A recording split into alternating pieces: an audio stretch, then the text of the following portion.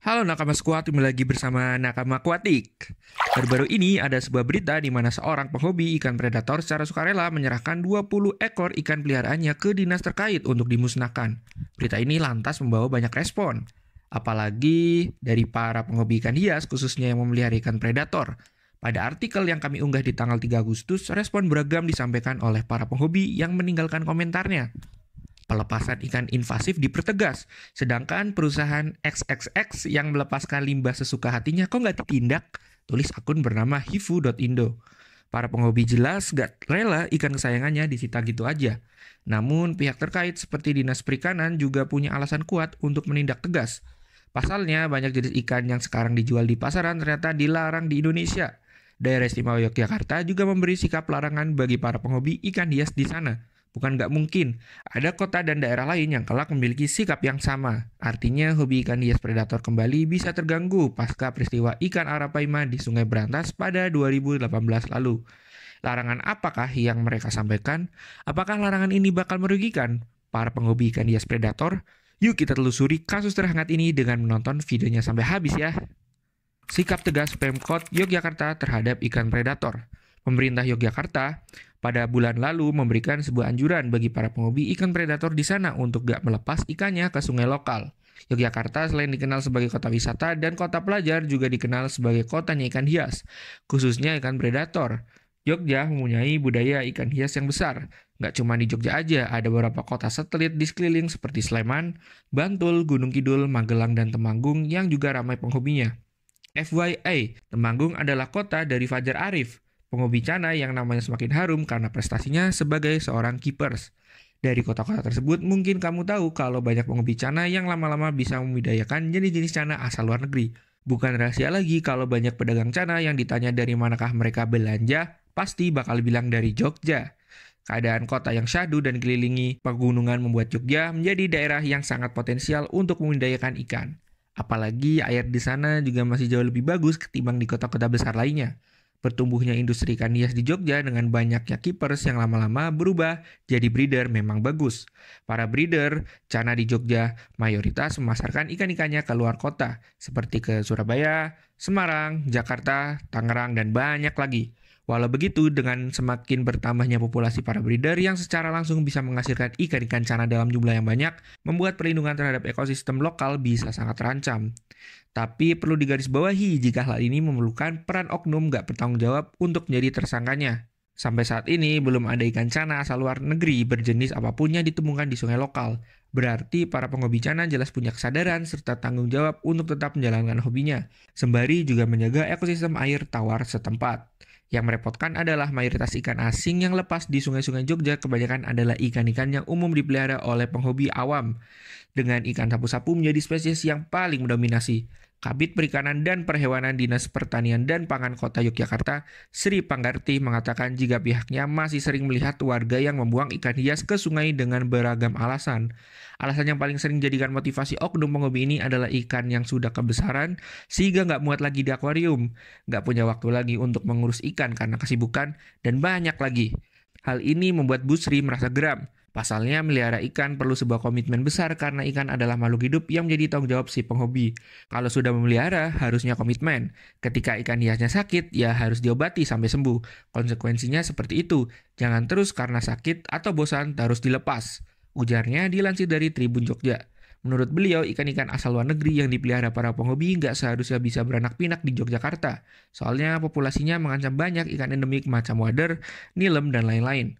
Ikan-ikan hias seperti koki atau cana itu nggak boleh dilepaskan di sungai karena mereka bukan bagian dari ekosistem asli.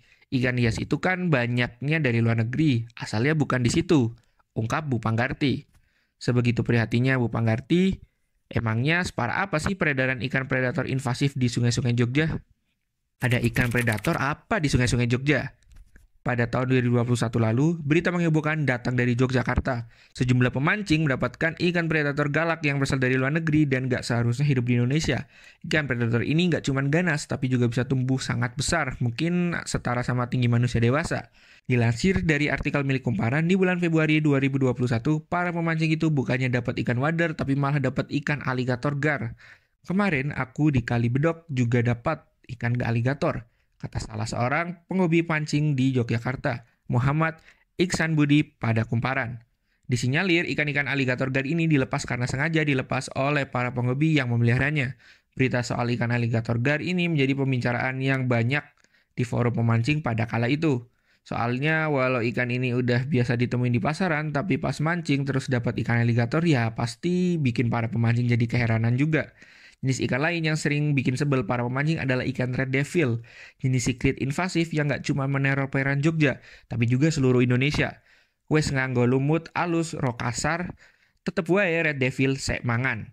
Aku kudu piye ki komandan? Udah pakai lumut alus sama kasar tetep aja yang makan ikan red devil. Kudu bagaimana lagi komandan? Keluhnya seorang pemancing bernama Febrian di forum pancing di Facebook. Para pemancing sebel banget sama ikan red devil karena mereka sering memakan umpan pancing, padahal nggak dijadikan target pancingan. Ikan red devil emangnya punya bentuk mirip ikan nila, tapi dagingnya sama sekali nggak disukain oleh para pemancing. Pemancing di Jogja lebih mengincar ikan kayak wader atau nilem karena rasa dagingnya yang udah familiar sama lidah mereka. Kehadiran red devil di sana jelas bukan cuma ganggu ekosistem, tapi juga bikin para pemancing jadi sebel soalnya nggak sukses menangkap ikan yang mereka jadiin target. Kalau sengaja mau mancing red devil itu pasti kena banyak, tapi pas ganti pakan untuk nila yang kena tetap red devil. Ungkap pria yang kerap memancing di hulu sungai Winongo dan Waduk Sermo ini. Hafid Ramhan, Kepala SKIPM Yogyakarta di tahun 2021 lalu mengungkapkan jika nggak cuma ikan red devil sama aligator aja yang patut diwaspadai. Namun cana juga kudu dipantau karena lagi jadi tren besar saat ini. Sebenarnya semua cana itu punya potensi invasif termasuk yang lokal. Jadi ya harus stay di perairan daerahnya masing-masing, ungkapnya. Ikan-ikan invasif yang terpantau ditemukan di Yogyakarta antara lain ikan red devil, aligator, ikan sapu-sapu, dan pikak bass. Sedangkan yang masih disinyalir ada namun nggak pernah ditemukan antara lain ikan piranha dan arapaima. Cana sendiri belum pernah ditemukan di alam Yogyakarta, kecuali cana lokal seperti cana striata dan juga cana limbata. Apa yang harus kamu lakukan sebagai penghobi? Sebenarnya, kamu sebagai penghobi nggak usah terlalu takut dengan isu-isu ikan predator yang dimusnahkan atau himbauan larangan melepaskan ke sungai lokal. Dinas terkait dan pemerintah kota hanya melakukan pekerjaan mereka untuk memastikan kalau nggak ada kekacauan yang bisa dihasilkan oleh lepasnya ikan predator ke ekosistem setempat. Sebagai penghobi ikan predator adalah tanggung jawab kita untuk merespon isu pemusnahan ikan predator dan larangan melepas ke sungai dengan bijak. Situasi di mana banyak para pemelihara ikan predator yang dilarang pemerintah memang menjadi problematika yang kompleks. Di satu sisi, memelihara ikan predator menjadi hobi yang menyenangkan, yang mendatangkan kebahagiaan. Banyak penghobi yang mempunyai sarana dan kemampuan finansial untuk tetap bisa memelihara ikan jenis tertentu yang tergolong eksotis, namun ikan tersebut memang dilarang oleh pemerintah. Hobi ikan predator juga udah jadi sebuah bentuk hobi yang besar, dengan jumlah penghobi yang terus bertambah masif dari tahun ke tahun. Situasinya memang sangat kompleks dan sulit menemukan jalan tengahnya. Pemerintah dan dinas terkait jelas melarang dan ingin memusnahkan ikan yang masuk ke dalam daftar larangan. Namun penghobi jelas gak mau gitu aja memberikan ikan yang harganya mahal dan mereka pelihara dalam waktu yang lama secara cuma-cuma untuk dimusnahkan. Ada faktor hati yang membuat mereka berat menyerahkan ikan-ikan kesayangannya. Mungkin rasanya seperti melihat orang tua yang enggan menyerahkan anaknya untuk diadili secara hukum ya. Tapi di sisi lain, sebagai warga negara yang baik, kamu juga perlu mengikuti aturan yang berlaku. Jika tahu ikan kamu mau beli dilarang pemerintah, sebaiknya jangan membelinya. Penting untuk mengikuti kebijakan dan peraturan yang ditetapkan oleh pemerintah terkait pemeliharaan ikan predator. Jika ada larangan melepas ikan predator ke alam liar, kamu harus menghormati keputusan tersebut demi keberlanjutan ekosistem. Selain itu, kamu juga dapat mendukung kampanye atau upaya konservasi yang ditujukan untuk melindungi ikan predator dan lingkungan air tawar. Sebagai penghobi, kamu bisa memilih untuk melihara ikan predator yang legal dan tidak dilarang oleh pemerintah. Ada banyak spesies ikan predator yang dapat dipelihara dengan aman dalam akuarium yang tidak membahayakan ekosistem alam. Pemilihan spesies yang tepat dapat membantu mengurangi tekanan pada populasi ikan predator liar. Dilansir dari situs kkp.go.id, inilah beberapa contoh ikan yang dilarang oleh pemerintah. Yang pertama, Trichomytheridae dengan nama ilmiah Paracanthopoma parva atau Giltae 1935. Yang kedua, Canero atau Plectrosilus spp. Yang ketiga, Candiru atau Vandelia spp. Yang keempat, African tigerfish atau Hydrocinus vittatus atau Castelnau 1861. 5. Goliath tigerfish atau Hydrocinus goliath atau Boulenger 1898. Yang keenam, Wolfish atau Hopelias malabaricus atau Block 1974. Yang ketujuh, Galperfish atau Asterophysus batrachus. Yang kedelapan, Asiatic glassfishes atau Parambasis aleni atau Data and Chowdhury 1993. Yang kesembilan, Himalayan glassy perclet atau Parambasis batulis atau Hamilton 1822. Yang ke-10, Giant Arapaima Piracucu pike atau Arapaima gigas atau Skins 1822. Yang ke-11, Torpedo Sharp Arapaima atau Arapaima leptosom atau Stewart 2013.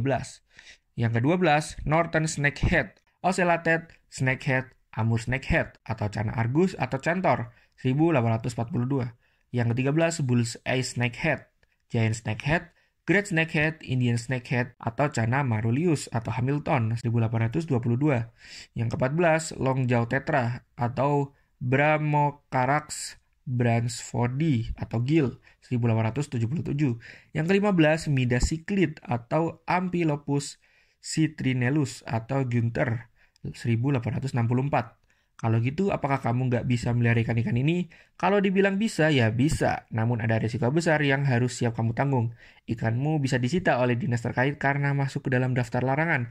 Aturannya udah jelas berdasarkan Peraturan Menteri Kelautan dan Perikanan Nomor 19 Tahun 2020 tentang larangan pemasukan, budidayaan, peredaran, dan pengeluaran jenis ikan yang membahayakan dan atau merugikan ke dalam dan dari wilayah pengelolaan perikanan negara Republik Indonesia.